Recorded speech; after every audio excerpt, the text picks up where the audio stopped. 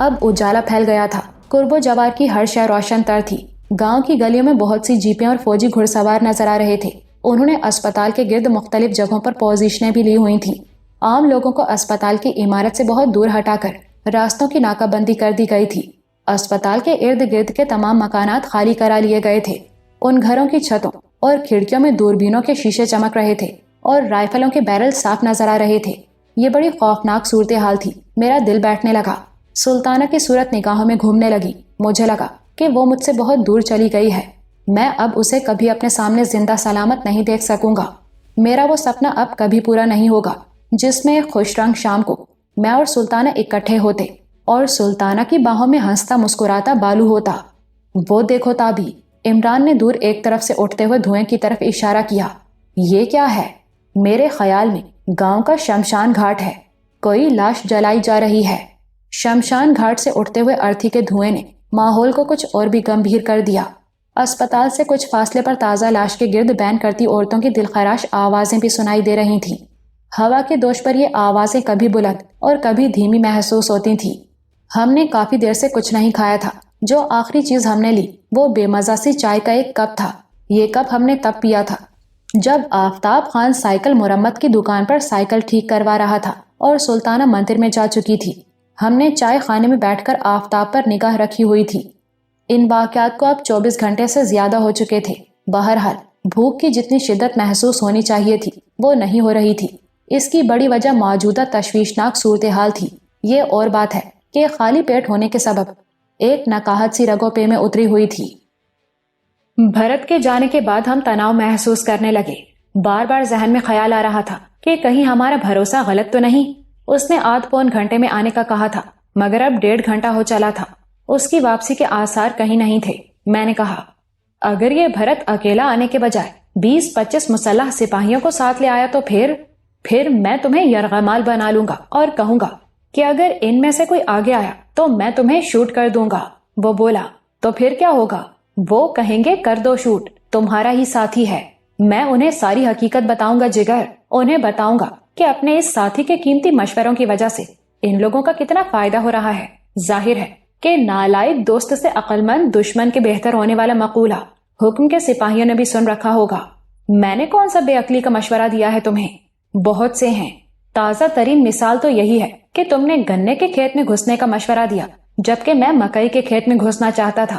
مکئی کا کھیت ہوتا تو ہم بھوک سے یوں تو نہ بلکتے، 2-4 بھٹے توڑتے اور بھون کر کھا لیتے۔ بھٹے بھوننے کے لیے آگ درکار ہوتی ہے، میں نے بیزاری سے کہا۔ اس نے لمبی آہ بھری۔ آگ کی بات بھی تم نے خوب کہی ہے۔ آگ تو عاشق کے دل کے اندر بھی موجود ہوتی ہے، وہ سنا نہیں تم نے؟ خداوند یہ کیسی آگ سی جلتی ہے سینے میں نے تم سے ریما جی کا ذکر کیا تھا نا، انہوں نے سینے میں ایسی آگ بھڑکا دی ہے کہ 2-4 بھٹے تو کیا 2-4 بکرے بھی روسٹ ہو سکتے ہیں۔ لیکن یہ مت سمجھنا کہ یہ ایک طرفہ معاملہ ہے، آگ دونوں طرف برابر لگی ہوئی ہے۔ تمہیں بتایا تھا نا کہ شوٹنگ میں موٹر سائیکل کا کرتب دکھاتے ہوئے میں اور ریما جی گر گئے تھے۔ بس اسی وقت سے یہ محبت شروع ہو گئی، بلکہ میرے خیال میں موٹر سائیکل بعد میں گری، محبت پہلے شروع ہو گئی تھی۔ اب تم پوچھو گے کہ اگر آگ دونوں طرف برابر لگی ہوئی ہے تو پھر شادی میں اڑچن کیا ہے؟ پوچھو گے نا؟ نہیں پوچھوں گا، میں نے بیزاری سے کہا۔ بڑے شرارتی ہو۔ اصل میں اڑچن یہ ہے کہ ریما جی شادی کے بعد بھی فلموں میں کام کرنا چاہتی ہیں۔ مجھے یہ منظور نہیں کہ وہ شان اور مومر رانا جیسے گرم اور خطرناک ہیروز کے ساتھ ہیروئن آئیں۔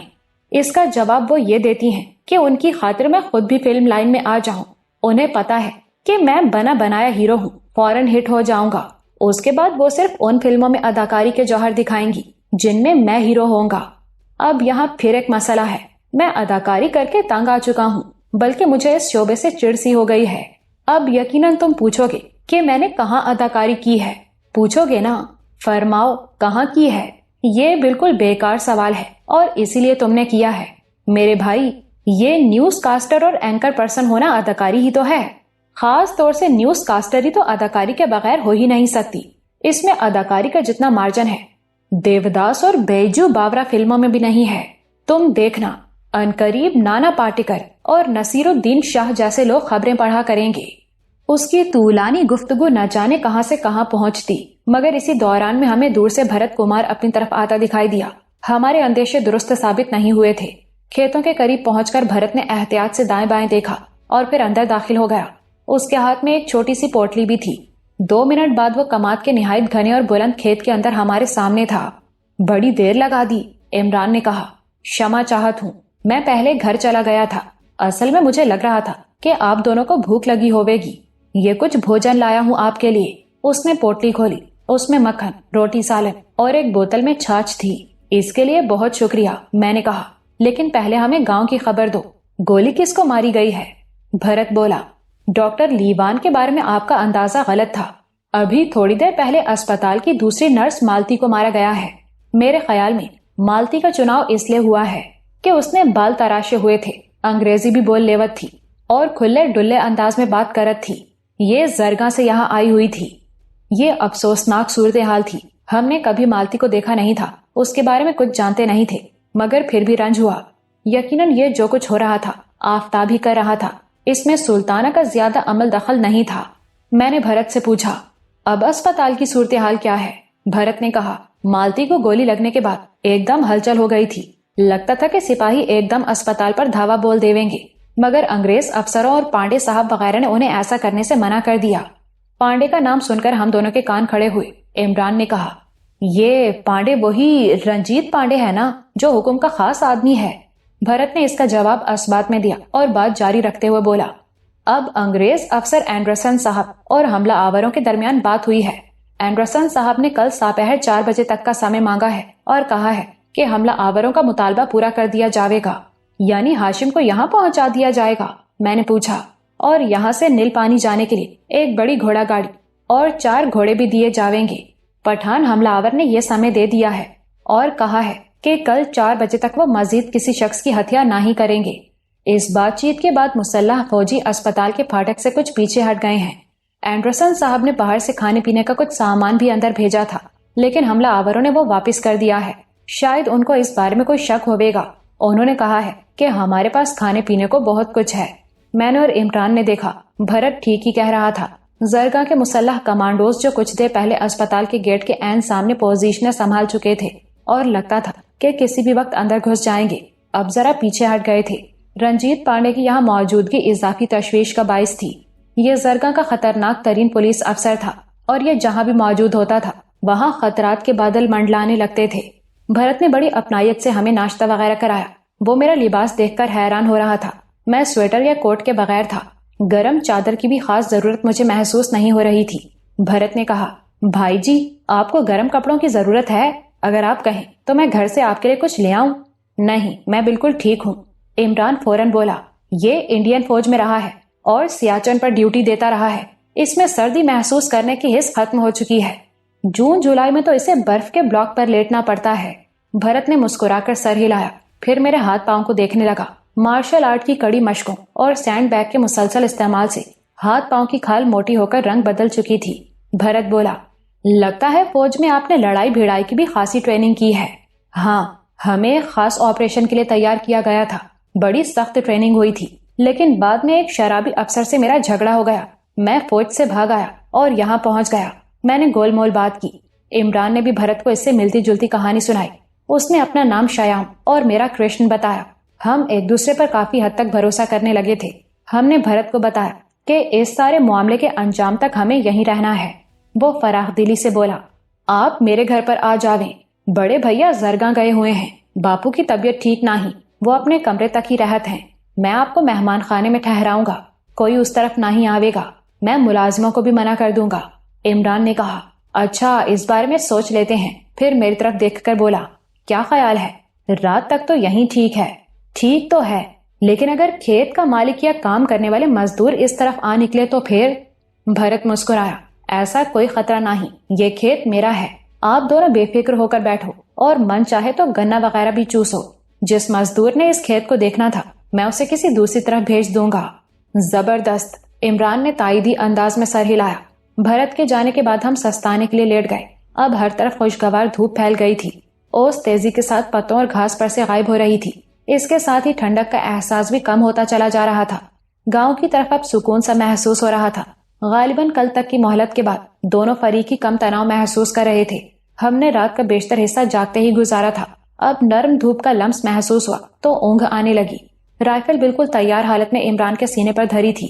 قریباً آدھ گھنٹہ اسی طرح گزرا۔ اچانک میں نے محسوس کیا کہ عمران اٹھ کر بیٹھ گیا ہے۔ میں بھی اٹھ بیٹھا۔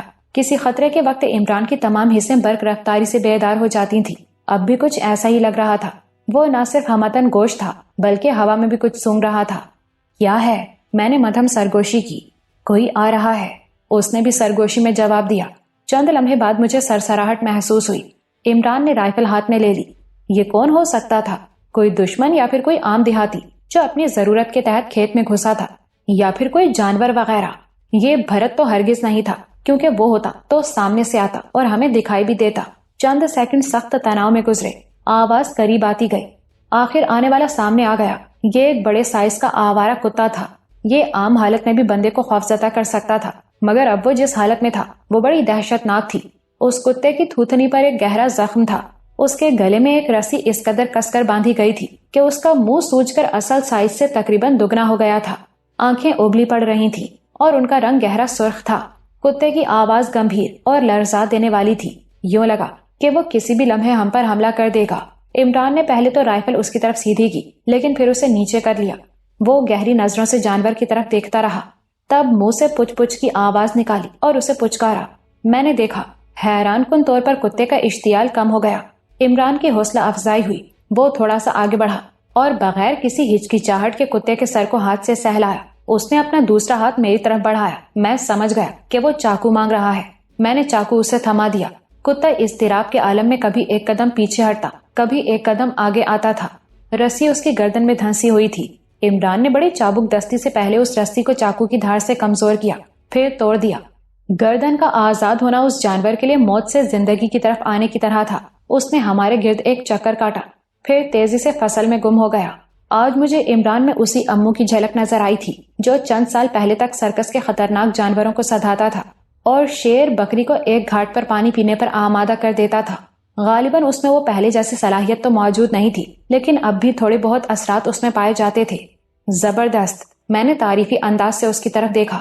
لگتا ہے کہ جانوروں کے حوالے سے اب بھی کچھ نہ کچھ بات تم میں موجود ہے۔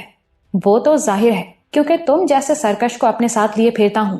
اس نے فوراً چوٹ کی۔ میں نے کہا، فضول بحث شروع کرنے سے بہتر ہے کہ میں اپنے تعریفی الفاظ واپس لے لوں۔ اس نے ٹھنڈی سانس لی۔ بس یہی سرکشی ہے تمہاری، جواب فوراً دینے لگتے ہو۔ بڑوں کا احترام ختم ہوتا جا رہا ہے تمہارے اندر۔ میں نے کہا، ایک طرف بزرگ بنتے ہو، دوسری طرف یہ بتاتے ہو کہ ریما سے تمہارا عشق زوروں پر ہے۔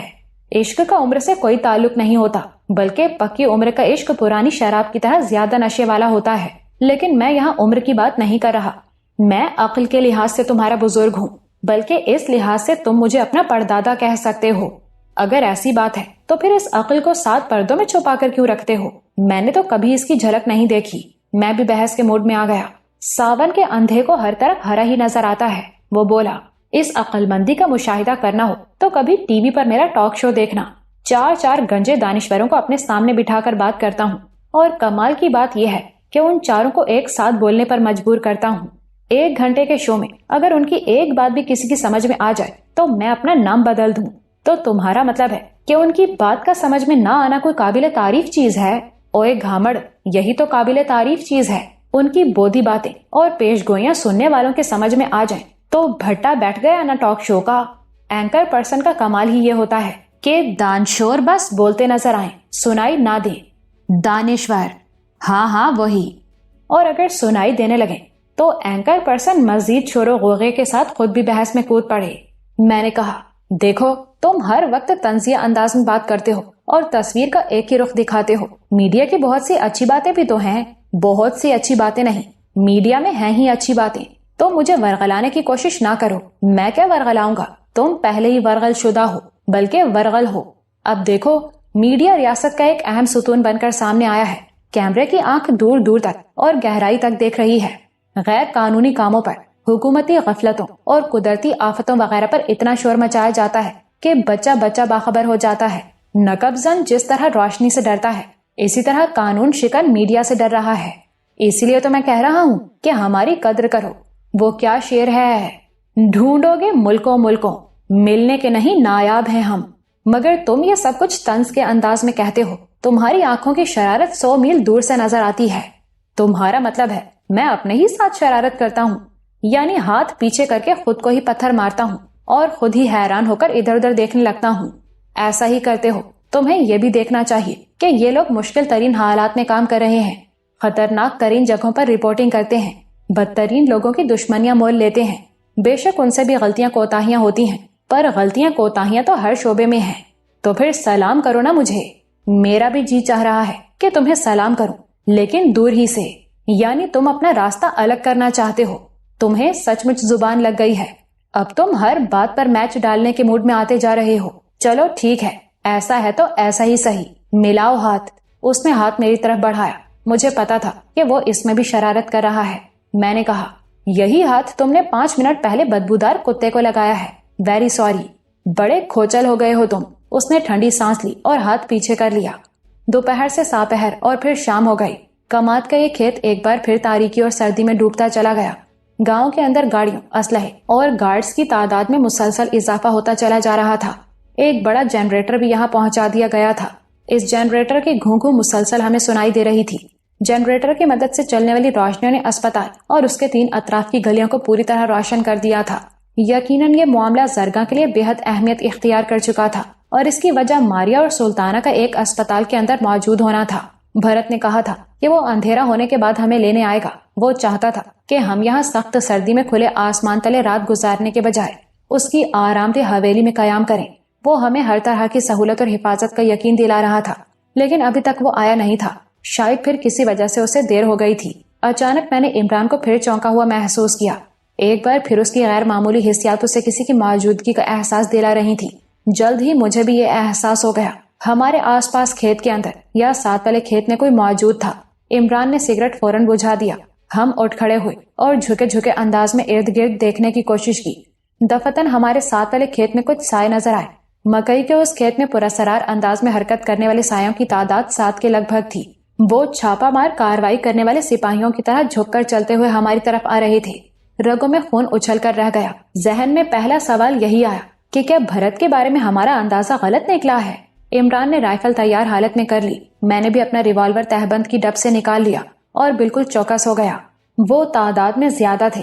ہمارے سامنے 2 راستے تھے، اپنی پوزیشن پر رہیں اور اگر وہ ہم پر فائر کھولیں تو ہم جوابی فائر کر کے انہیں مارنے یا بھگانے کی کوشش کریں۔ دوسرا طریقہ یہ تھا کہ ہم اپنی یہ پوزیشن چھوڑ کر بھاگ نکلیں اور روپوش ہونے کی کوشش کریں۔ دونوں صورتوں میں خطرات موجود تھے۔ ان لمحوں میں مجھے عمران کی اعصابی مضبوطی اور ان معاملوں میں اس کی مہارت کا اندازہ ہوا۔ میں اکیلا ہوتا تو شاید ان لوگوں کے قریب آنے پر فائر کرتا یا پھر بھاگ کر دوسرے کھیت میں گھسنے کی کوشش کرتا، لیکن اس کی آنکھ وہ دیکھ چکی تھی جو میری آنکھ نہیں دیکھ پائی تھی۔ اس نے اپنا ہاتھ میری کلائی پر رکھ کر مجھے یہ اشارہ دیا کہ میں فائر وغیرہ کرنے کی کوشش نہ کروں۔ وہ خود بھی اپنی جگہ بالکل بے حرکت اور جامد بیٹھا تھا۔ آنے والے ہماری طرف بڑھتے چلے گئے، یہاں تک کہ ہمیں ان کے قدموں کی چاپ چند میٹر کی دوری پر محسوس ہوئی۔ اچانک مجھ پر انکشاف ہوا کہ وہ ہماری طرف نہیں آ رہے۔ وہ ہم سے قریباً 10 قدم کے فاصلے سے اور بالکل سامنے سے گزرے۔ ہم نے اپنے سانس تک روک لیے تھے۔ رنجیت پانڈے کی منحوس آواز میرے کانوں تک پہنچی۔ اور کتنی دور ہے؟ اس نے کہا۔ بس پہنچ گئے جی، وہ سامنے کیکر کے پیڑوں کے پاس، ایک دوسری آواز سنائی دی۔ وہ ہمارے پاس سے گزر کر درختوں کے ایک جھنڈ کی طرف بڑھے۔ وہ اندھیرے میں بغیر کسی لالٹین یا ٹارچ کے جا رہے تھے۔ انداز سخت محتاط تھا۔ یہ کیا چکر ہے؟ میں نے عمران کے کان میں سرگوشی کی۔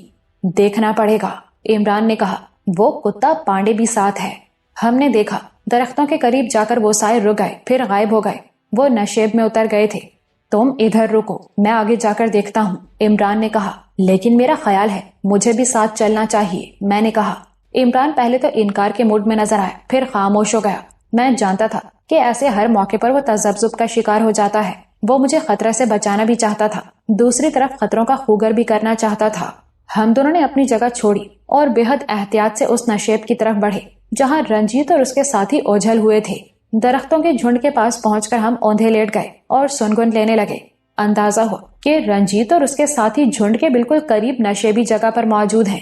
ان کی مدھم آوازیں ہمارے کانوں تک پہنچ رہی تھیں۔ اب زیادہ احتیاط کی ضرورت تھی۔ ہم رینگتے ہوئے آگے گئے۔ ہماری انگلیاں اپنے ہتھیاروں کے ٹریگرز پر تھیں اور ہم کسی بھی صورتحال کے لیے بالکل تیار تھے۔ درختوں کی طویل قطار کے آگے زمین کا کٹاؤ نظر آیا۔ یہاں ایک وسیع جوہڑ کی سی شکل بن گئی تھی۔ مگر یہ جوہر تقریباً خشک تھا. متحرک سائے اس نشیب میں موجود تھے. اب انہوں نے 2 ٹارچیں روشن کر لی تھی اور کسی خاص چیز کا جائزہ لے رہے تھے. کچھ دیر بعد رنجیت کی مدھم لیکن کرخت آواز ابھری. پائپ تو یہی لگتا ہے، لیکن پتہ نہیں کب سے بند پڑا ہے. پہلے اسے کھولنا پڑے گا. بس مٹی وغیرہ سے بند ہو گیا ہے، ابھی کھل جاوت ہے جی. دوسری آواز ابھری. تھوڑی ہی دیر بعد وہاں کدال چلنا شروع ہو گئی. کدال چلانے والا کوئی مزدور ٹائپ شخص تھا. وہ وردی کے بجائے ہماری طرح دھوتی اور پگڑی میں نظر آ رہا تھا. رنجیت پانڈے نے کرخت لہجے میں کہا، اوئے بہن کے چھکے، دھیان سے کدال چلا، کہیں پائپ پر نہ مار دینا. 1-2 منٹ بعد کدال واقعی پائپ پر لگی اور زوردار آواز پیدا ہوئی. یہ آواز سناٹے میں دور تک گئی. پانڈے پھنکارا، تجھے کہا بھی تھا کہ اس ماں کو دھیان سے چلا. اس کے ساتھ ہی چٹاخ کی آواز آئی. یقیناً شعلہ مزاج پانڈے نے مزدور کو تھپڑ رسید کیا تھا.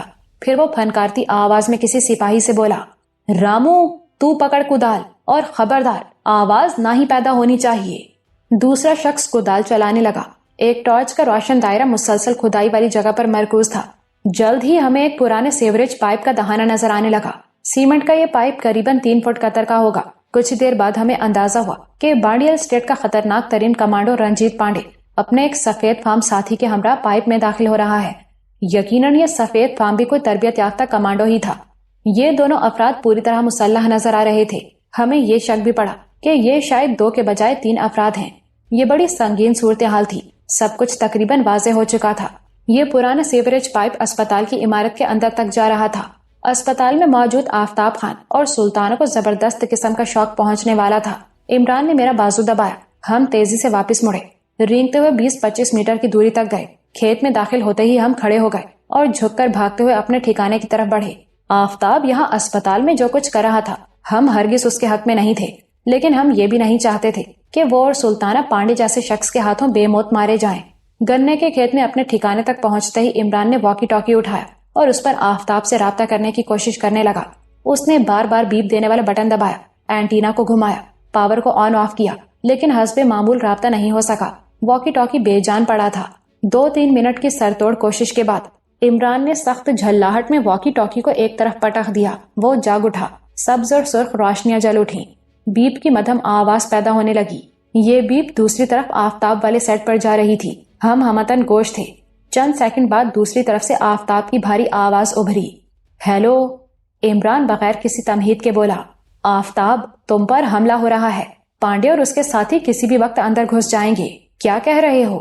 آفتاب کی چونکی ہوئی آواز ابھری. میں جو کچھ کہہ رہا ہوں غور سے سنو، سوال نہ کرنا. ابھی 4-5 منٹ پہلے ہم نے پانڈے اور اس کے ساتھیوں کو کھیتوں میں دیکھا ہے. یہاں ایک پرانا سیوریج پائپ ہے. یقیناً اس کا دوسرا سرا اسپتال کے احاطے یا پھر پچھلے صحن میں کہیں ہوگا. ان لوگوں نے اس پائپ کو کھولا ہے. پانڈے اور اس کا ایک انگریز ساتھی اس پائپ میں گھسے ہیں. وہ کسی بھی وقت عمارت کے اندر پہنچ جائیں گے.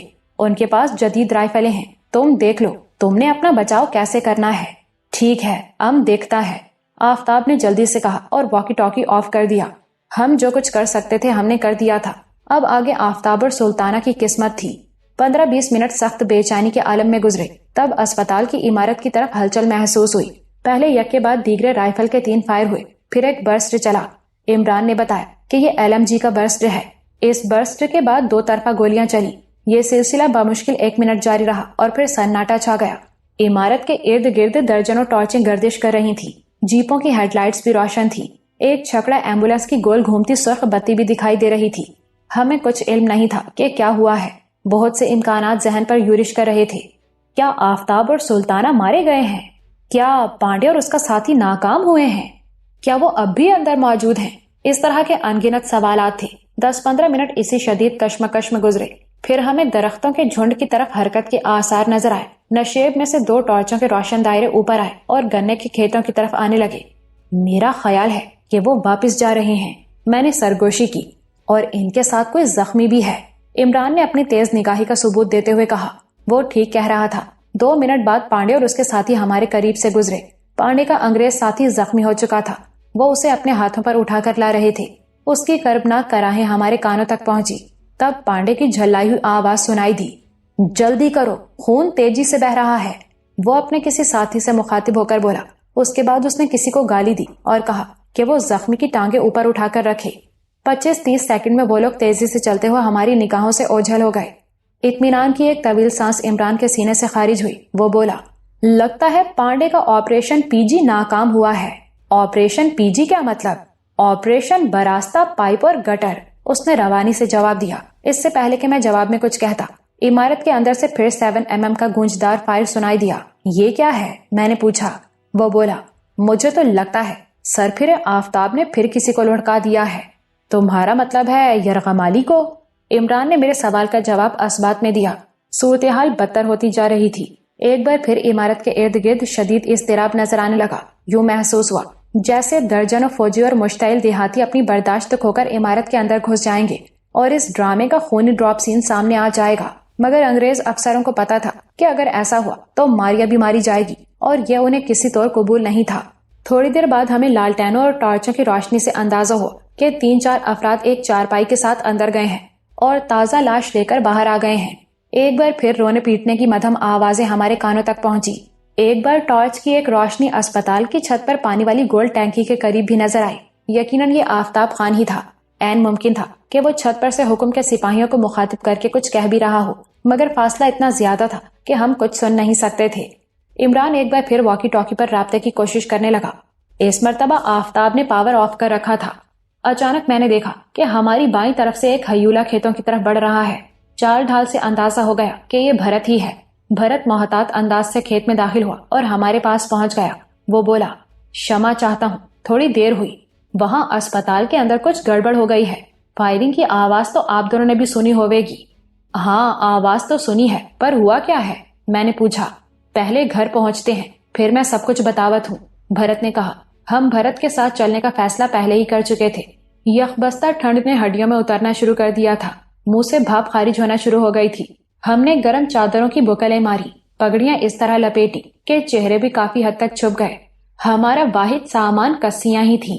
یہ کسیاں ہم نے کھیت مزدوروں کی طرح کندھوں پر رکھی اور بھرت کے ساتھ گاؤں کی روشنیوں کی طرف چل دیے. بھرت کا حویلی نما مکان گاؤں کی شمالی جانب تھا. یہ جگہ اسپتال کی عمارت سے قریباً آدھا فرلانگ کے فاصلے پر ہوگی. ہم 2 بڑی گھوڑا گاڑیوں کے قریب سے گزرے. یہ دونوں گاڑیاں باوردی سپاہیوں سے بھری ہوئی تھیں اور ایک دیوار کی اوٹ میں کھڑی تھیں. مسلح پہرے دار بھی نظر آئے. چونکہ بھرت ہمارے ساتھ تھا اس لیے کسی نے ہمیں شک کی نظروں سے نہیں دیکھا. اچانک میں نے محسوس کیا کہ کوئی جانور کھیتوں میں سے نکل کر ہمارے پیچھے پیچھے آ رہا ہے. یہ وہی بڑے سائز کا کتا تھا جس کے گلے میں دھنسی ہوئی رسی عمران نے کاٹی تھی. وہ یقیناً ابھی تک ہمارے ارد گرد ہی موجود تھا. اس کا ہمارے پیچھے پیچھے آنا ایک اتفاق بھی ہو سکتا تھا اور یہ بھی ہو سکتا تھا کہ عمران کے اچھے سلوک کی وجہ سے اسے ہمارے ساتھ وابستگی پیدا ہو گئی ہو. عموماً جانور اس طرح کے رد عمل کا اظہار کرتے ہیں, لیکن اس کی ایک تیسری وجہ بھی ہو سکتی تھی اور یہ زیادہ دلچسپ اور سنسنی خیز تھی. عمران کی طویل روداد میں نے اس کی اس خاص صلاحیت کے بارے میں جانا تھا جو وہ جانوروں کے حوالے سے رکھتا تھا.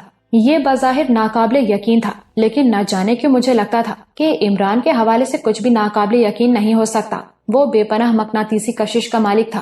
یہ کشش انسانوں پر اثر کرتی تھی تو دیگر جانداروں کو بھی متاثر کر سکتی تھی. عمران نے بھی کتے کو اپنے ساتھ ساتھ آتے دیکھ لیا تھا. کتے کے چہرے کی غیر معمولی سوجن اب بہت کم رہ گئی تھی. وہ ذرا لنگڑاتا ہوا ہمارے ساتھ چل رہا تھا. بھرت نے 1-2 بار اسے ششکارا. وہ ٹھٹکا ضرور, لیکن ہم سے دور نہیں گیا. ہم جلد ہی بھرت کے نیم پختہ مکان میں پہنچ گئے. بھرت نے ہمیں مکان کے بیرونی حصے میں ٹھہرایا. یہ ایک لمبا برآمدہ تھا جس کے ساتھ 2-3 بیٹھک نما کمرے تھے. دیکھتے ہی اندازہ ہو جاتا تھا کہ یہ کسی کھاتے پیتے ہندو زمیندار کی رہائش گاہ ہے. بھرت کا بڑا بھائی زرگا میں تھا. والد دمے کی تکلیف کی وجہ سے اپنے کمرے تک محدود تھے. گھر میں کئی نوکر چاکر تھے. ان میں گندمی رنگت والی وہ لڑکی بھی شامل تھی جس کا نام ہمیں چمپی معلوم ہوا تھا اور جس نے گنے کے کھیت میں بھرت سے محبت بھری ملاقات کی تھی. چمپی کی ادھیڑ عمر والدہ بھی اسی گھر میں خدمتگار تھی. مکان کے وسیع احاطے میں ایک طرف بھینسوں اور بکریوں وغیرہ کا باڑا تھا. یخبستہ کھیت میں سے اس آرام دہ گھر میں منتقل ہونا ہمیں کافی اچھا لگا. بھرت نے دیسی مرغی کے سالن, تندوری روٹی اور حلوے سے ہماری تواضع کی. ہندو گھرانوں میں عام طور پر گوشت نہیں پکتا, لیکن بھرت نے ہمارے لیے پکوا لیا تھا. کھانے کے بعد اس نے ہمیں رازداری کے انداز میں بتایا کہ اسپتال میں سخت گڑبڑ ہوئی ہے. حملہ آوروں نے تیش میں آ کر چھوٹے ڈاکٹر راج کو مار ڈالا ہے اور لاش اسپتال کے احاطے میں پھینک دی ہے. تیش کی وجہ بتاتے ہوئے اس نے کہا, مجھے ٹھیک سے معلوم تو نہیں بھیا, لیکن لگت ہے کہ حکم کے سپاہیوں نے خفیہ طور پر اسپتال کے اندر گھسنے کی کوئی کوشش کی ہے. اس خیال کا ایک کارن یہ بھی ہے کہ پانڈے صاحب یہاں موجود ہے, اور جہاں پانڈے صاحب موجود ہوتا ہے وہاں کوئی نہ کوئی ہلچل والا کام تو ہوتا ہی ہے۔ میں نے سنا ہے کہ اسپتال میں گھسنے کی یہ کوشش ناکام ہو گئی ہے اور ایک گورے افسر پیٹر صاحب کو ٹانگوں پر گولیاں بھی لگی ہیں۔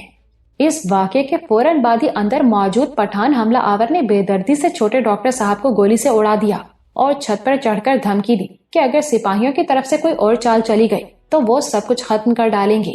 اب کیا صورتحال ہے؟ میں نے پوچھا۔ چھوٹے ڈاکٹر صاحب کی ہتھیا کے بعد تو ایسا لگا تھا کہ لوگن اسپتال پر چڑھ دوڑیں گے، مگر انگریز افسر مسٹر اینڈرسن نے لوگوں کو روکا۔ اب مجھے لگت ہے کہ گورے افسروں نے حملہ آوروں کی مانگیں ماننے کا فیصلہ کر لیا ہے۔ ہو سکتا ہے کہ مہلت کے ختم ہونے سے پہلے ہاشم رازی رہا ہو کر یہاں پہنچ جائے۔ کیا ہندو برادری کو اس کی رہائی قبول ہوگی؟ میں نے پوچھا۔ بھیا یہ ہے تو بڑا مشکل۔ سنا ہے کہ سب سے زیادہ شور وہی بڑی بی مچا رہی ہے۔ زرگاں کا بہت سا لوگن اس کے پیچھے لگ گیا ہے۔ وہ نئی پیش گوئیاں کر رہی ہے۔ دوسرے شبدوں میں اس نے حکم جی کو مصیبت میں ڈال دیا ہے۔ حکم کے لیے ناممکن ہی نہیں کہ وہ اپنے انگریز دوستوں کے خلاف چل سکے۔ اسے ہر حال میں وہی کرنا ہوئے گا جو انگریز افسر اور مسٹر سٹیل وغیرہ کہیں گے، چاہے اس کے لیے اسے بڑی بھی اور اس کے خاص حمایتیوں کو جیل میں ڈالنا یا انہیں سورگ باشی کرنا پڑے۔ وہ رات ہم نے بھرت کے آرام دہ گھر میں گزاری۔ اگلا سارا دن بھی سخت تناؤ میں گزرا۔ ہم بھرت کے مکان کی چھت سے اسپتال اور اس کے ارد گرد کا منظر دیکھ سکتے تھے۔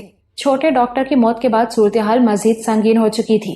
اسپتال گہرے سناٹے میں ڈوبا ہوا تھا۔ اس کے وسیع احاطے اور برآمدوں میں کسی طرح کی کوئی سرگرمی نظر نہیں آتی تھی۔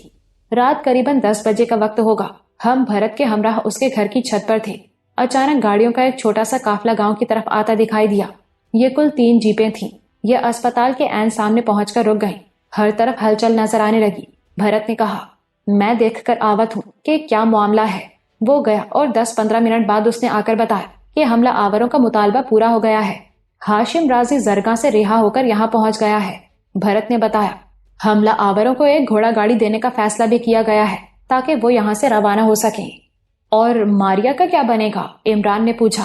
جب ہاشم رازی کو اندر بھیج دیا جاوے گا تو ماریا باہر آ جاوے گی۔ ماریا کے ساتھ ہی اندر موجود کچھ عورتوں اور بچوں کو بھی چھوڑ دیا جاوے گا۔ باقی لوگن یرغمالی کے طور پر حملہ آوروں کے پاس رہیں گے۔ ان میں ایک انگریز بھی شامل ہے۔ یہ لوگن گھوڑا گاڑی پر یہاں سے روانہ ہوں گے۔ نیل پانی کے حد پر پہنچ کر جب حملہ آوروں کو پورا وشواس ہو جاوے گا کہ اب وہ محفوظ ہیں تو باقی یرغمالیوں کو چھوڑ دیا جاوے گا۔ یرغمالیوں میں انگریز کون ہے؟ میں نے دریافت کیا۔ اصل میں پانڈے کے ساتھ ایک نہیں 2 گورے کمانڈو اندر گئے تھے۔ ان میں سے ایک کی ٹانگوں میں تو گولیاں لگی ہیں، لیکن دوسرے کو زخمی حالت میں قیدی بنا لیا گیا ہے۔ ہمارا یہ شک درست نکلا تھا کہ پانڈے کے ساتھ 2 گورے پائپ لائن میں گھسے تھے۔ عمران نے بھرت سے پوچھا، ماریا اور ہاشم رازی کا تبادلہ کب ہوگا؟ آج رات ہی کسی وقت ہو جاوے گا۔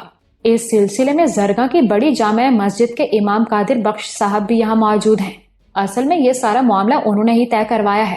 انہوں نے دونوں طرف وعدے کی پاسداری کی ضمانت دی ہے۔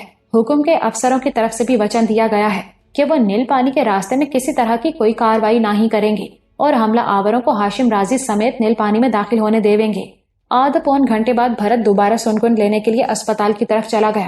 ہمارے لیے یہ اچھا موقع تھا۔ کمرے میں گھس کر ہم نے واکی ٹاکی آن کیا اور ایک بار پھر آفتاب سے رابطے کی کوششیں شروع کر دی۔ خوش قسمتی سے رابطہ ہو گیا۔ آفتاب خان اب قدرے پرسکون محسوس ہوتا تھا۔ اسے پتا چل چکا تھا کہ ہاشم رازی یہاں آ چکا ہے اور اب کسی بھی وقت ماریا کے ساتھ اس کا تبادلہ ہو جائے گا۔ اس کے فوراً بعد ان لوگوں کو ڈاکٹر لیوان اور دیگر یرغمالیوں کے ساتھ یہاں سے روانہ ہو جانا تھا۔ میرے کہنے پر وہ نیچے گیا اور اس نے سلطانہ سے بھی میری بات کروائی۔ سلطانہ کی آواز سے پتا چلتا تھا کہ وہ بے حد تھکی ہوئی ہے، تاہم اس کا اعصابی تناؤ اب کم محسوس ہوتا تھا۔ میں نے کہا، سلطانہ تم لوگ کب تک یہاں سے نکلو گے؟ آفتاب کہہ رہا ہے ابھی 2-2.5 گھنٹے تو لگیں گے، شاید ہم کل شام تک نیل پانی پہنچ سکیں، اگر سب کچھ ٹھیک رہا تو۔ اس نے آخر میں اضافہ کیا۔ میں نے اسے تسلی دیتے ہوئے کہا، گھبراؤ مت، اللہ نے چاہا تو سب کچھ ٹھیک رہے گا۔ کل رات ہم نیل پانی کے دیوان میں ملیں گے۔ وہ کچھ دیر خاموش رہ کر بھرائی ہوئی آواز میں بولی، بالو وہی ہے نا؟ میں نے اس کی بات کا جواب اسبات میں دیا۔ وہ کہنے لگی، میں اسے بہت پیار کرنا چاہتی ہوں مہروج۔ میں نے اس معصوم کو بہت دکھ دیا ہے، بڑا انتظار کرایا ہے اسے۔ میں بہت بری ماں ہوں مہروج، میرا اللہ مجھے معاف کر دے گا نا؟ اگر سچے دل سے معافی مانگی جائے تو وہ ضرور معاف کرتا ہے۔ اور آپ بھی کر دیں گے نا؟ مجھے کوئی گلہ نہیں ہے سلطانہ، لیکن میں نے آپ کو رنج تو دیے ہیں نا؟ اگر آپ… وہ کہتے کہتے خاموش ہو گئے۔ واکی ٹاکی پر کھٹ پٹ کی آوازیں سنائی دے رہی تھی۔ پھر کچھ فاصلے پر 2 افراد بلند آواز میں گفتگو کرنے لگے۔ الفاظ سمجھ میں نہیں آ رہے تھے۔ سلطانہ نے کہا، مجھے لگتا ہے ہاشم صاحب اندر آ گئے ہیں۔ ہاں، یہ ہاشم صاحب ہی ہیں۔ امام صاحب بھی ان کے ساتھ ہیں۔ آفتاب انہیں لے کر اندر آ گیا ہے۔ مجھے لگتا ہے اب ہمیں یہاں سے نکلنے میں زیادہ سمے نہ ہی لگے گا۔ لیکن آپ کہاں ہیں مہروج؟ میں تمہارے آس پاس ہی ہوں، بے فکر رہو۔ مجھے یقین نہ ہی ہو رہا مہروج کہ سب کچھ ٹھیک ہوتا جا رہا ہے۔ میں تو اپنی آشا بس ختم کر چکی تھی۔ اچھا، اب میں بند کرتی ہوں۔ آفتاب اور ہاشم صاحب اس طرف آ رہے ہیں۔ ٹھیک ہے، اپنا خیال رکھنا، میں نے کہا۔ سلسلہ منقطع ہو گیا۔ بھرت ابھی تک واپس نہیں آیا تھا۔ ہم سیڑھیاں چڑھ کر چھت پر چلے گئے اور اس کی واپسی کا انتظار کرنے لگے۔ میں نے دیکھا وہ زخمی کتا ابھی تک گلی میں گھوم رہا تھا جس سے کماد کے کھیت میں ملاقات ہوئی تھی۔ عمران نے بھی اسے دیکھا مگر تبصرہ نہیں کیا۔ تبصرے والی کوئی بات ہی نہیں تھی۔ بھرت کے بوڑھے پتا جی صحن میں گھوم رہے تھے اور مسلسل کھانس رہے تھے۔ بھرت نے ابھی تک انہیں ہماری موجودگی سے بے خبر رکھا ہوا تھا۔ ہم چھت کی تاریکی میں سے انہیں دیکھتے رہے۔ وہ بامشکل چل پا رہے تھے۔ کچھ دیر بعد وہ اپنے فربا جسم کے ساتھ ڈگمگاتے ہوئے کسی کمرے میں چلے گئے۔ تاہم ان کی کھانسی کی آواز آتی رہی۔ ہمیں ابھی تک یہ اندیشہ تھا کہ یہاں کوئی ہمیں پہچان نہ لے۔ خاص طور سے بھرت کے بڑے بھائی کی فکر تھی۔ لگتا تھا کہ وہ گھومنے پھرنے والا شخص ہے۔ وہ اب بھی زرگاہ میں تھا۔ اگر اس نے زرگاہ میں ہمیں دیکھا ہوتا تو اس کی واپسی کے فوراً بعد ہمارے لیے مصیبت کھڑی ہو سکتی تھی۔ بھرت کی واپسی میں دیر ہوئی تو ایک بار پھر ہمارا ماتھا ٹھنکا۔ کہیں پھر کوئی گڑبڑ تو نہیں ہو گئی تھی۔ بھرت نے واپس آنے میں آدھ گھنٹہ مزید لگا دیا۔ اس کے چہرے پر پریشانی واضح نظر آ رہی تھی۔ کیا ہوا؟ میں نے پوچھا۔ پھر گڑبڑ ہو گئی اور اس دفعہ بڑی سخت ہوئی ہے۔ پتہ نہیں بھگوان کو کیا منظور ہے۔ میرے جسم میں سرد لہر دوڑ گئی۔ ہمارے پوچھنے پر بھرت نے بتایا، ہاشم رازی کے بارے میں سن رکھا تھا کہ یہ بہت ہی سخت اور کٹر بندہ ہے، بلکہ کچھ لوگن اس کو جنونی کہوت ہیں۔ آج یہ بات ثابت ہو گئی ہے۔ اس نے اندر پہنچ کر صاف کہا ہے کہ وہ ابھی ماریا کو نہ ہی چھوڑے گا۔ ماریا کو اس سمے رہائی ملے گی جب وہ نیل پانی کی حد تک پہنچ جاویں گے۔ اس کی وجہ سے امام قادر بخش سخت مصیبت میں آ گئے ہیں۔ وہ اس سمجھوتے کے ضامن تھے اور وہی ہاشم رازی کو اندر لے گئے تھے۔ انگریز افسروں اور پانڈے وغیرہ نے امام صاحب کو دھمکی دی ہے کہ اگر ماریا کو کچھ ہوا تو وہ بھی برابر کے جرم بار ٹھہریں گے۔ ان بیچاروں کے ہاتھ پاؤں پھولے ہوئے ہیں۔ یہ سب کچھ قطعی غیر متوقع تھا۔ اس ہاشم رازی کے بارے میں پہلے بھی ہمارے خیالات کچھ زیادہ اچھے نہیں تھے۔ ہم نے حکم کے دربار میں اسے جنونیوں کی طرح چنگھاڑتے اور منہ سے جھاگ اڑاتے دیکھا تھا۔ وہ ان لوگوں میں سے لگتا تھا جو اپنے قریبی ساتھیوں اور ہم خیالوں کے سوا ہر شخص کو کافر یا منافق قرار دیتے ہیں اور انہیں ہر طرح کا نقصان پہنچانا جائز سمجھتے ہیں۔ حکم کے دربار میں ہی ہمیں معلوم ہوا تھا کہ ہاشم نے اپنے ہیجانی خیالات کے زیر اثر کئی مسلمانوں کو بھی موت کے گھاٹ اتار دیا تھا۔ عمران نے پوچھا، جب سب کچھ طے تھا تو پھر اس نے ایسا کیوں کیا ہے؟ بھرت بولا، میرا وچار ہے کہ اندر جا کر ہاشم کو کل رات والے واقعے کی جانکاری ملی ہے۔ کون سا واقعہ؟ وہی پانڈے اور 2 گورے چھاپا ماروں کے اندر گھسنے والا واقعہ۔ اس کے بعد ہی وہ بفرا ہے اور اس نے کہا ہے کہ یہ لوگن پھر دھوکہ دیں گے۔ حالانکہ میری سمجھ کے مطابق اس کا یہ وچار بالکل غلط ہے۔ اس کو کسی اور پر نہ ہی تو بڑے امام صاحب پر تو وشواس کرنا چاہیے، اور پھر اتنے یرغمالی بھی ہیں اس کے پاس، جن کے علاوہ ڈاکٹر لیوان کے علاوہ وہ زخمی انگریز افسر بھی ہے۔ اسی دوران میں اسپتال کی چھت کی جانب سے کسی کے غسیلے انداز میں دھاڑنے کی آوازیں آنے لگی۔ بھرت بولا، میرا اندازہ ہے کہ یہ ہاشم بول رہا ہے۔ انگریز افسر اینڈرسن صاحب نے اسے بات چیت کرنے کے لیے بیٹری سے چلنے والا لاؤڈ اسپیکر بھیجوایا ہے۔ ہم سیڑھیاں چڑھ کر چھت پر آئے۔ یہ واقعی ہاشم رازی تھا۔ وہ اسپتال کی چھت پر موجود تھا مگر نظر نہیں آ رہا تھا۔ وہ میگا فون کے ذریعے بات کر رہا تھا۔ ہوا کے دوش پر تیر کر اس کی مشتعل آواز ہم تک بھی پہنچ رہی تھی۔ وہ کہہ رہا تھا، بکواس مت کرو، تم لوگن خود دغا باز ہو، فریبی ہو۔ اب ہم تمہارا فریب نہ ہی چلنے دیں گے۔ وہی کچھ ہوئے گا جو ہم چاہیں گے۔ مین تب چھوٹے گی جب ہم نیل پانی پہنچ جاویں گے۔ ایک قریبی گھر کی چھت سے ایک دوسری آواز آئی۔ یہ بھی میگا فون کے ذریعے آئی تھی۔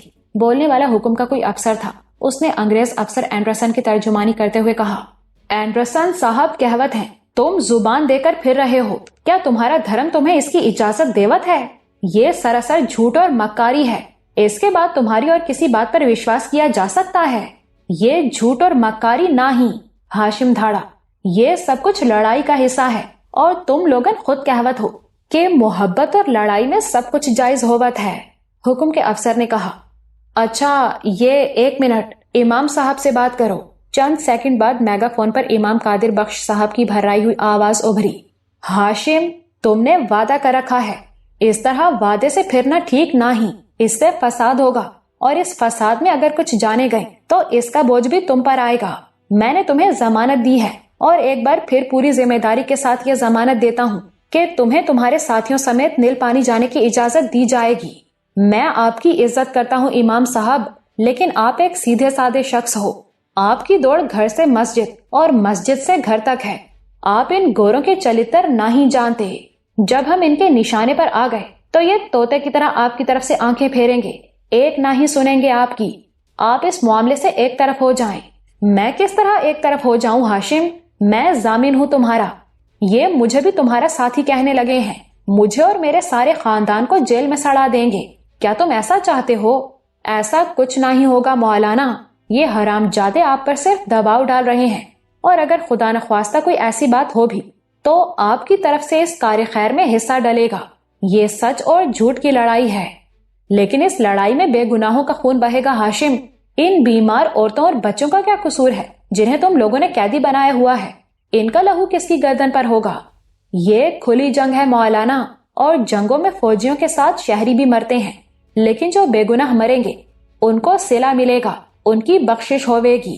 اس نے چند لمحے توقف کیا، پھر دھاڑتی ہوئی آواز میں بولا، اور میں ایک بار پھر سب کو وارننگ دیوت ہوں، اگر کل سویرے ہمیں یہاں سے نکلنے کی اجازت نہ دی گئی تو ہم ناپاک لوگن کی لاشوں کو صحن میں پھینکنا شروع کر دیں گے، اور سب سے پہلے مرے گا یہ بڈھا لیوان۔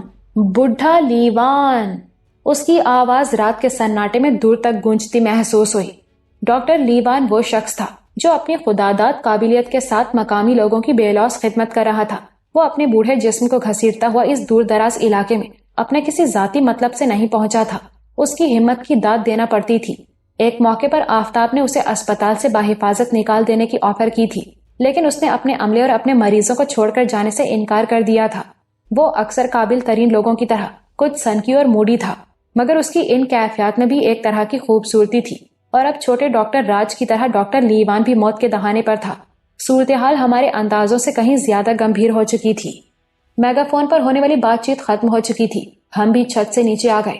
گھر کے اندر خوشگوار حرارت موجود تھی۔ چمپی نے ہمارے بستر لگا دیے تھے اور انگیٹھی وغیرہ دہکا دی تھی۔ وہ پرکشش صورت اور جسم کی مالک تھی۔ بھرت کے ارد گرد وہ یوں رہتی تھی جیسے کوئی داسی دیوتا کے گرد پروانہ وار منڈلاتی ہے۔ اس کی نگاہیں جیسے ہر وقت اپنے دیوتا کے چرن چھوتی رہتی ہیں۔ بھرت نے ہمیں بتایا تھا کہ اپنے پتا کی طرح وہ بھی چکنی مٹی اور چونے وغیرہ سے بڑے خوبصورت مجسمے بنا لیتی ہے۔ اس کا پتا ان مجسموں کو بیچ دیتا ہے اور اس رقم سے چمپی کا جہیز بناتا ہے۔ مجسموں کی بات چلی تو بھرت نے ہمیں چمپی کے بنائے ہوئے چند سٹیچو دکھائے۔ جوتیاں گانٹتا ہوا موچی، کھیت میں ہل چلاتا ہوا کسان، پنگھٹ سے پانی لاتی ہوئی عورت، یہ واقعی خوبصورت کام تھا۔ بھرت نے یہ مجسمے ایک چوبی الماری میں رکھے ہوئے تھے۔ عمران کی عقابی نظر نے دیکھ لیا کہ الماری میں ایک چور خانہ بھی ہے اور غالباً اس میں بھی مجسمے رکھے ہیں۔ وہ مسکراتے ہوئے بولا، بھرت بھیا، کیا وہاں کچھ خاص نمونے ہیں؟ بھرت نے 2 لمحے توقف کیا، پھر مسکرا کر بولا، اب آپ دونوں سب کچھ جان ہی چکے ہیں تو یہ بھی دیکھ لیں۔ اس نے ایک چابی سے چور خانہ کھولا۔ اس میں وہ مجسمے تھے جو غالباً چمپی نے جذبات میں ڈوب کر بنائے تھے۔ یہ ایک دیوتا کے لیے ایک داسی کی بے مثال محبت اور خود سپردگی کی تصویر پیش کرتے تھے۔ شاید یہ مجسمے بناتے ہوئے چمپی خود بھی شرمائی تھی اور اس کی یہ شرم داسی کے خوبصورت چہرے پر بھی نقش ہو گئی تھی۔ یہ بھی ممکن تھا کہ بھرت نے اصرار کر کے چمپی سے یہ مجسمے بنوائے ہوں۔ 3-4 مجسمے کپل سٹیچوز کی شکل میں تھے۔ ان میں داسی قریباً اوریاں نظر آتی تھی۔ وہ اپنے دیوتا کے قدموں سے لپٹی ہوئی تھی، کہیں اسے پرکشش جسم کی نظر پیش کر رہی تھی، کہیں اس کی آغوش میں تھی۔ غالباً ایسے ہی خیالات عملی زندگی میں بھی چمپی کے رہے ہوں گے۔ ہم اس کی ایک جھلک رات کے وقت گنے کے کھیت میں دیکھ چکے تھے۔ وہ اپنی ماں کی نگاہ بچا کر وہاں پہنچی تھی اور بھرت سے ہم آغوش ہوئی تھی۔ ان دونوں کے تعلقات سے اندازہ ہوتا تھا کہ اگر بھرت چاہے تو وہ اپنی اس شودر خادمہ کو کسی بھی وقت اپنی بھرپور خدمت پر آمادہ کر سکتا ہے، لیکن وہ ایسا چاہتا نہیں تھا۔ وہ اس سے پیار کرتا تھا اور اسے پوری عزت کے ساتھ بیاہ کر ایک اچھی مثال قائم کرنا چاہتا تھا۔ کچھ اور مجسمے بھی چور خانے میں موجود تھے، لیکن یہ جذبات انگیز مجسمے نہیں تھے۔ یہ تو سیدھے سادے دیوی دیوتاؤں کے اسٹیچو تھے، درگا دیوی، لکشمی دیوی، کرشن، لکشمن، ہنومان وغیرہ۔ میں نے کہا، ان بے ضرر مجسموں کو کیوں چھپا کر رکھا ہوا ہے؟ بھرت بولا، اس لیے کہ یہ چمپی نے بنائے ہیں، وہ نچلی ذات کی ہے، دھرم کے ٹھیکیداری سے یہ آگیا نہیں دیتے کہ وہ دیوی دیوتاؤں کو ہاتھ لگائے، وہ شوق پورا کرنے کے لیے چوری چھپے ایسا کام کرت ہے۔ باہر کسی تاریک گلی سے کتے کی آواز سنائی دے رہی تھی، یہ وہی کتا تھا۔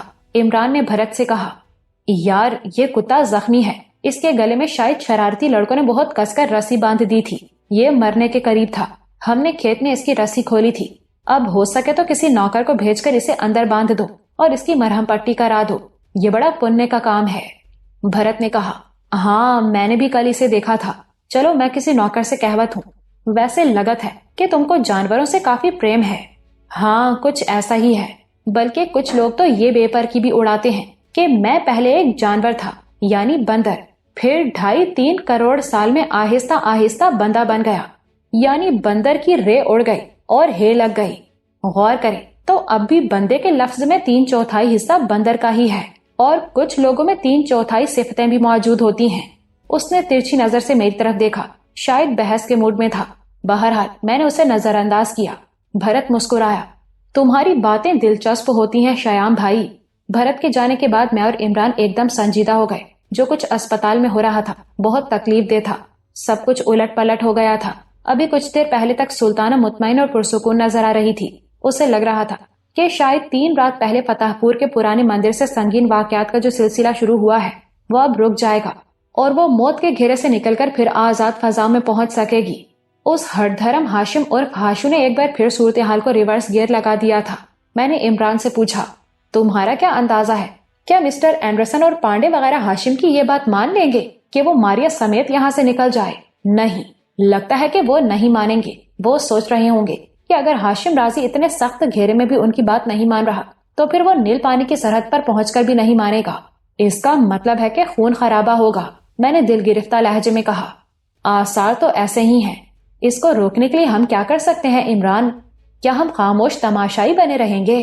نہیں، کچھ نہ کچھ تو کرنا پڑے گا۔ ہم رات کو بہت تھوڑی دیر کے لیے سوئے، صبح سویرے بھرت کی زبانی یہ خبر ملی، وہ بڑی اندوہناک تھی۔ معلوم ہوا کہ شعلہ صفت ہاشم نے اپنی دھمکی کو عملی جامہ پہنایا ہے اور ڈاکٹر لیوان کے سر میں 2 گولیاں اتار کر اس کی لاش چھت پر سے صحن میں پھینک دی ہے۔ وہ شخص اپنی جان کی بازی ہار گیا تھا جس نے بے لوث جذبے کے ساتھ اس راجواڑے کے بے شمار لوگوں کی جانیں بچائی تھیں۔ ہمارے دل غم سے لبریز ہو گئے، آنکھوں کے سامنے وہ مناظر گھومنے لگے جب عمران ڈاکٹر کو نیل پانی سے زبردستی فتح پور لے کر آیا تھا تاکہ وہ میری گردن میں سے الیکٹرانک چپ نکال سکے۔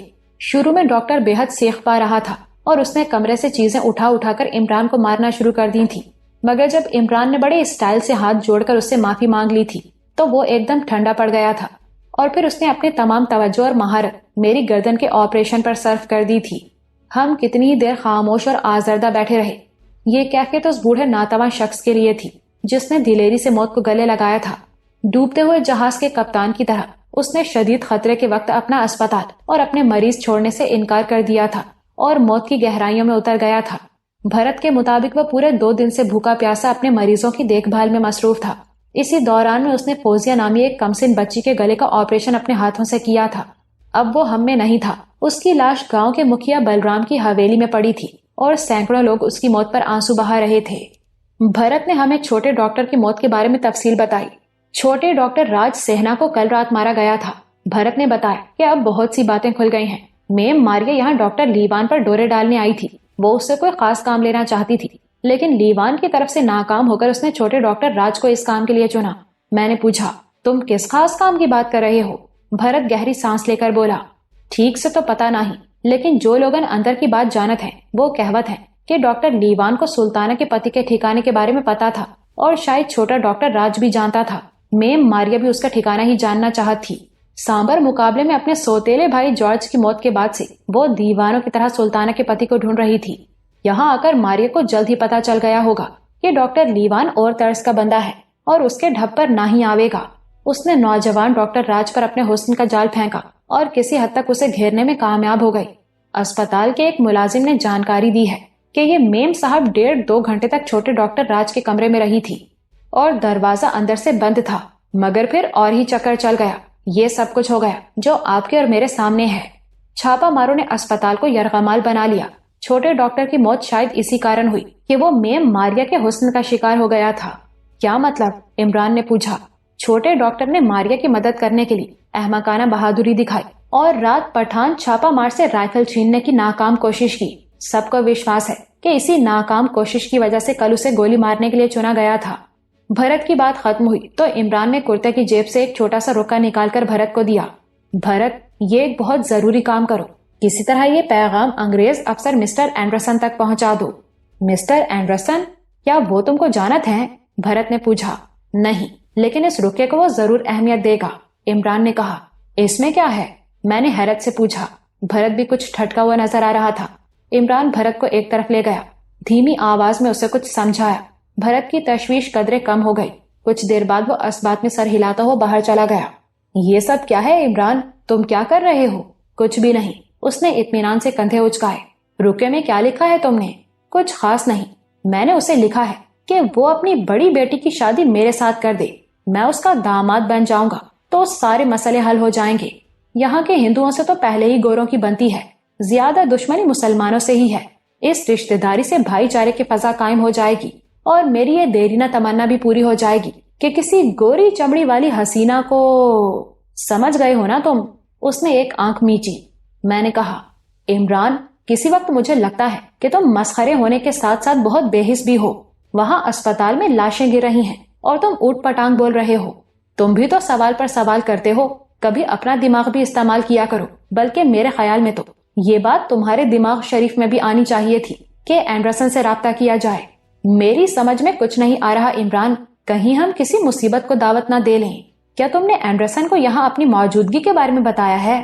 وہ کچھ دیر خاموشی سے میری طرف دیکھتا رہا، پھر سگریٹ کا کش لے کر بولا، میں نے واضح طور پر کچھ نہیں بتایا، لیکن میرا خیال ہے کہ اگر میں بتا بھی دیتا تو کوئی زیادہ خطرے والی بات نہیں تھی۔ تم ایک بات سمجھنے کی کوشش کرو، اس نے میرے کندھے پر ہاتھ رکھتے ہوئے کہا۔ حکم اور اس کے انگریز دوستوں میں بڑا بھائی چارہ ہے، لیکن فی الوقت دونوں کی سوچ ایک دوسرے سے بہت مختلف ہے۔ ہندو افسر اور سپاہی ہر صورت دھرم دشمن سلطانوں کو پکڑنا یا قتل کرنا چاہتے ہیں۔ دوسری طرف انگریزوں اور انگریز افسروں کے نزدیک سب سے اہم بات ماریا کی زندگی بچانا ہے، اور میں نے اینڈرسن کو جو رکا لکھا ہے وہ اسی حوالے سے ہے، اور اس کی تحریر اینڈرسن کے دل کو ضرور لگے گی۔ کیا کہا ہے تم نے؟ فی الحال بس اتنا بتایا ہے کہ وہ کسی بھی ہندو فوجی افسر یا سپاہی کو بتائے بغیر مجھ سے ملاقات کرے۔ میرے پاس اس کے لیے ایک بہت اہم اطلاع ہے، اور اس اطلاع کا تعلق سلطانہ کے پتی تابش اور اس کے ساتھی عمران سے ہے۔ اوہ گاڈ، یہ کیا کر رہے ہو تم؟ یہ تو بڑا رسک والا کام کر دیا ہے تم نے۔ میں کراہا، رسک والا کام ہی تو ہم کرتے ہیں۔ 50 فٹ کی بلندی پر ایک جھولے سے دوسرے پر بغیر جال کے چھلانگ لگانا، سر پر سیب رکھ کر چاقو سے نشانہ لینا، ریوالور کے چمبر کو گھما کر 3-6 کا کھیل کھیلنا، یہ سب کچھ رسک ہی تو ہے جگر، اور رسک ہی اپنی زندگی ہے، کیونکہ رسک سے آگے کامیابی ہوتی ہے۔ اس نے عجیب کھوئے کھوئے انداز میں کہا۔ میں اسے دیکھتا رہا۔ شاید وہ ٹھیک ہی کہتا تھا، وہ خطروں کا کھلاڑی تھا، اور اس کھیل میں اس کی خوش قسمتی اس کے کندھے سے کندھا ملا کر چلتی تھی۔ اب پتہ نہیں وہ کس موڈ میں تھا کہ انچارج انگریز افسر کو خط لکھ مارا تھا۔ عمران نے جو کچھ کیا تھا اس کا نتیجہ میری توقع کے خلاف اور عمران کی توقع کے عین مطابق نکلا۔ قریباً 45 منٹ بعد بھرت ہانپتا ہوا نمودار ہوا اور اس نے عمران سے کہا کہ مسٹر اینڈرسن اس سے ملنا چاہتے ہیں۔ حویلی کی ڈیوڑی کے پاس بھرت کی ایک بند گھوڑا گاڑی کھڑی تھی۔ ہم گھوڑا گاڑی میں بیٹھے۔ بھرت نے خود کوچبان کی نشست سنبھالی اور گھوڑا گاڑی حویلی نما مکان کے پھاٹک سے نکل کر ایک طرف روانہ ہو گئی۔ دن چڑھ آیا تھا مگر ابھی گلیوں میں آمد و رفت شروع نہیں ہوئی تھی۔ اکا دکا افسر خالی ہاتھ یا لوٹے وغیرہ لیے کھیتوں کی طرف جا رہے تھے۔ مویشیوں کے 1-2 ریوڑ بھی کھیتوں کی جانب جاتے دکھائی دیے۔ ان کی گھنٹیاں اس ٹھٹری ہوئی دھند آلود صبح میں ارتیاش پیدا کرتی تھی۔ کہیں کہیں حکم کا کوئی باوردی فوجی بھی ٹہلتا نظر آ جاتا تھا۔ ہماری گھوڑا گاڑی گاؤں سے باہر نکلی اور ایک چھوٹے سیم نالے کے ساتھ ساتھ چلتی کوئی نصف میل باہر آ گئی۔ کماد کی فصل کے پیچھے ایک جوار کے کٹے ہوئے کھیت میں ایک گاڑی کھڑی تھی۔ یہ چاروں طرف سے بند تھی، اس کو لوڈر نما گاڑی کہا جا سکتا تھا۔ ترپال کے ذریعے اسے چاروں طرف سے ڈھانپ دیا گیا تھا۔ گاڑی کی ڈرائیونگ سیٹ پر ایک سفید فام ڈرائیور بیٹھا تھا۔ بھرت ہم دونوں کو اس کیچڑ آلود گاڑی میں لے گیا۔ ہم اندر چلے گئے اور وہ باہر کھڑا رہا۔ اس لوڈر کے اندر ایک چھوٹا سا آرام دہ صوفہ پڑا تھا۔ 2-3 کرسیاں رکھی ہوئی تھی۔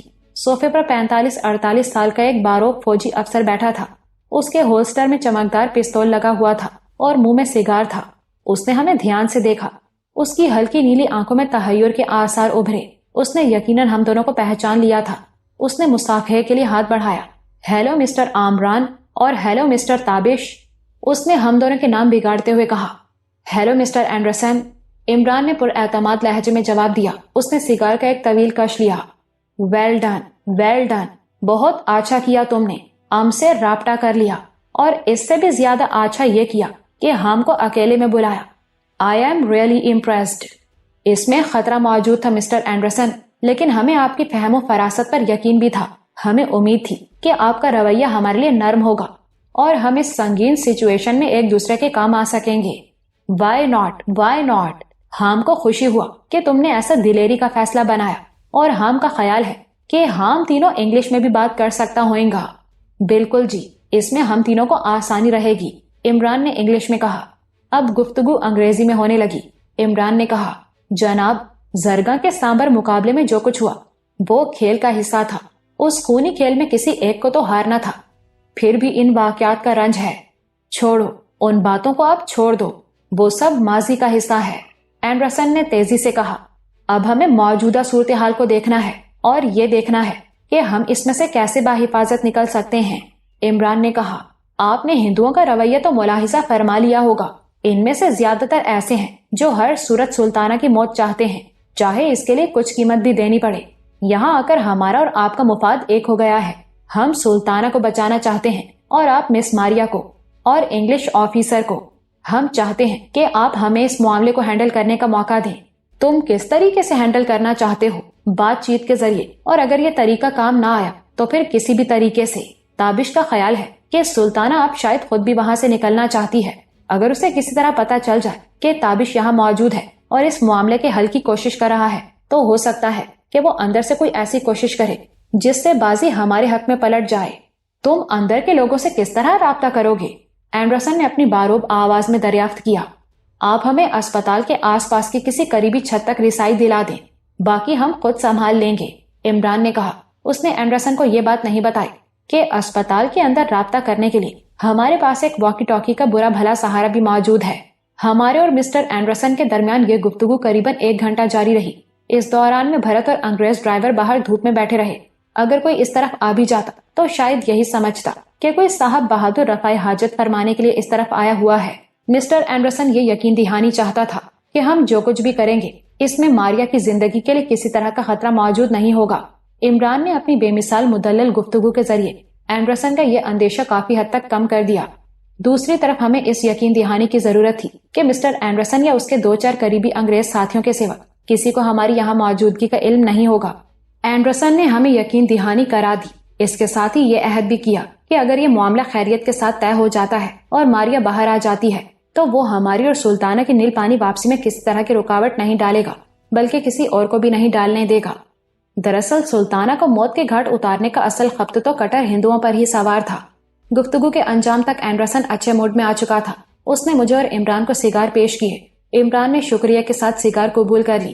اینڈرسن پاٹدار آواز میں بولا، ہمارے دور میں برصغیر کے اندر جو کچھ بھی ہوا، لیکن یہ حقیقت ہے کہ ہم نے وعدہ خلافیاں نہیں کی۔ ہم نے کسی کو دوست بنایا تو اس کا ساتھ نبھایا، کسی کو جان کی امان دی تو اس کی حفاظت کی۔ اس کی ایک مثال آخری تاجدار بہادر شاہ ظفر بھی ہے۔ تاریخ گواہ ہے کہ اس سے غلطیاں بھی ہوئیں۔ وہ اپنے جرنیل بخت کے بلند بانگ دعووں سے متاثر ہو گیا اور اس کے ساتھ مل کر برٹش فوج کو دلی سے دور رکھنے کے بارے میں سوچنے لگا، لیکن ہم نے چونکہ اس کی بیوی زینت محل اور بچے کو جان کی امانت دی ہوئی تھی، اس لیے سخت مشکلوں کے باوجود ان کی حفاظت کی اور انہیں ہندوستان کے بھڑکتے شعلوں سے نکال کر رنگون پہنچایا۔ اور برادرز، یہ تو بس ایک مثال ہے۔ ہم جانتے ہیں جی، آپ ایسی بہت سی مثالیں دے سکتے ہیں، عمران نے نیاز مندی سے کہا۔ آپ پر ہمارا یہ بھروسہ ہی ہے جس نے ہمیں اپنی جان خطرے میں ڈالنے اور آپ سے رابطہ کرنے پر آمادہ کیا ہے۔ اینڈرسن نے عمران کو گہری نظروں سے دیکھا، جیسے یہ جاننے کی کوشش کر رہا ہو کہ اس کے لہجے کی تہ میں کوئی طنز وغیرہ تو نہیں، لیکن وہ عمران ہی کیا تھا جس کے اندر جھانکا جا سکتا۔ ہمارے اور اینڈرسن کے درمیان کئی تفصیلات طے ہوئی۔ آخر یہ ملاقات ختم ہو گئی۔ میں نے اس گفتگو میں بہت تھوڑا حصہ لیا تھا۔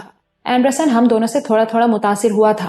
عمران کی گفتگو اور حاضر جوابی نے اسے متاثر کیا تھا، جبکہ میرے کریڈٹ میں میری جسمانی فٹنس تھی اور وہ تاریخی مقابلہ تھا جس نے جارج جیسے فائٹر کو خاک چٹوائی تھی۔ بہرحال ہمارے ساتھ ہونے والی ساری گفتگو کے دوران میں اینڈرسن کی آنکھوں میں احساس برتری کی وہی چمک نظر آئی تھی جو ہمارے جیسے محکوم ملکوں میں داخل ہوتے ہی ان لوگوں کی نگاہوں میں سما جاتی ہے۔ شام سے پہلے ہی ہلکی ہوا چلنے لگی، پھر بادل چھا گئے اور سردی میں ایک دم اضافہ ہو گیا۔ طے شدہ پروگرام کے مطابق ہم نے بھرت کو اپنے بارے میں سب کچھ بتا دیا تھا۔ یہ جان کر اس کی آنکھیں کھلی رہ گئی تھیں کہ میں ہی وہ شخص ہوں جو سلطانہ کا شوہر کہلاتا ہوں، اور میں نے ہی زرگاں کے مقابلے میں راجواڑے کے شکتی دیوتا کو خاک و خون میں لوٹایا تھا۔ اسے اپنی سماعت پر بھروسہ نہیں ہو رہا تھا۔ اس آگاہی کے بعد وہ ہم دونوں سے اور خصوصاً مجھ سے بہت مروب نظر آنے لگا تھا۔ وہ سیدھا سچا شخص تھا۔ اس نے مجھ سے مخاطب ہو کر معذرت کے انداز میں کہا، اگر میں نے بے خبری میں کوئی الٹی سیدھی بات کہہ دی ہو تو مجھے क्षमा کیجیے۔ مجھے ہرگز معلوم نہیں تھا کہ اتنا بڑا شخص ہمارے گھر میں موجود ہے، ہمارا مہمان ٹھہرا ہوا ہے۔ راجواڑے کے ہزاروں لوگن ہوں گے جو آپ کے صرف ایک جھلک دیکھنا چاہت ہوں گے۔ میں نے بھرت کے کندھے پر ہاتھ رکھتے ہوئے کہا، مجھ میں کچھ خاص نہیں بھرت، مجھے تو لگتا ہے کہ یہاں کے لوگوں کی بددعائیں اور آہیں تھیں جو جارج کو لے ڈوبی ہیں۔ کچھ بھی ہے تابش صاحب، آپ نے ایک مہان کام کیا ہے۔ یہ راجواڑہ آپ کی اس جیت کو مدتوں یاد رکھے گا۔ عمران نے کہا، یار تعریف کے دو بول میری طرف بھی پھینک دو، آخر میں نے بھی کچھ کردار ادا کیا ہے۔ جواب میں بھرت نے کہا کہ آپ دونوں ہی تعریف کے قابل ہیں۔ عمران بولا، ہاں اب کچھ بیلنس ہوا ہے۔ پروگرام کے مطابق ہم نے شام 7 بجے تک تیاری کر لی۔ ہم نے اپنے کپڑے بدل لیے تھے۔ بھرت نے ہمارے لیے اپنے 2 جوڑے فراہم کر دیے۔ سائزوں میں تھوڑا بہت فرق تھا لیکن گزارا ہو گیا۔ ان شلواروں قمیصوں کے ساتھ جوتوں کا انتظام بھی بھرت کو کرنا پڑا۔ 7:30 بجے کے قریب ایک بند گھوڑا گاڑی بڑی خاموشی کے ساتھ آئی اور ہمیں لے کر ایک جانب روانہ ہو گئی۔ اس میں ایک انگریز فوجی افسر موجود تھا۔ ہم رات کی تاریکی میں ایک مکان کے پچھواڑے رکے اور گاڑی سے اتر گئے۔ مکان کے عقبی دروازے کے ذریعے ہم گھر میں داخل ہوئے۔ گھر کی حالت سے اندازہ ہوتا تھا کہ اسے 2-3 روز پہلے ہی مکینوں سے خالی کرا لیا گیا تھا۔ گرد آلود سیڑھیاں چڑھ کر ہم چھت پر پہنچے۔ یہ دیکھ کر اطمینان ہوا کہ ہم اسپتال کے بالکل نزدیک پہنچ چکے تھے۔ اسپتال کی چھت اور اس گھر کی چھت کے درمیان محض ایک 25-30 فٹ چوڑا راستہ ہی تھا۔ ہم ایک برساتی نما کمرے میں آ گئے۔ عمران نے انگریز افسر مینیارڈ سے انگریزی میں کہا، یہ بہت اچھا کام ہوا ہے، ہم کافی نزدیک آ گئے ہیں، لیکن بہت احتیاط بھی کرنا ہوگی۔ مینیارڈ نے کہا، یہ دیکھو، اس نے انگلی سے ایک طرف اشارہ کیا، یہاں کھڑکی میں گولیوں کے 3-4 سوراخ نظر آئے۔ مینیارڈ نے بتایا کہ پرسوں ذرا سے شک کی بنیاد پر پٹھان حملہ آور نے اس طرف گولیوں کی بوچھاڑ کر دی تھی۔ اسے لگا تھا کہ شاید کوئی اس طرف حرکت کر رہا ہے۔ وہ اب بھی چھت پر ہے؟ میں نے پوچھا۔ ایک بندہ تو ہر وقت چھت پر رہتا ہے۔ وہ گول ٹینکی دیکھ رہے ہو نا، اس کے پیچھے پوزیشن ہے اس کی، چاروں طرف نظر رکھتا ہے۔ اس کے پاس 7mm رائفل ہے اور زبردست نشانہ ہے باسٹرڈ کا۔ مینیارڈ اپنے ساتھ جو سامان لایا تھا اس میں 2 رائفلیں، ایک ٹیلیسکوپ، ایک بڑی ٹارچ اور ایمونیشن وغیرہ تھا۔ مینیارڈ 2 منٹ کے لیے نیچے گیا تو ہمیں آپس میں بات کرنے کا موقع ملا۔ میں نے کہا، حیرت ہے، یہاں 250-300 فوجی موجود ہیں لیکن وہ 2 دن تک اکیلے آفتاب کے خلاف کچھ نہیں کر پائے۔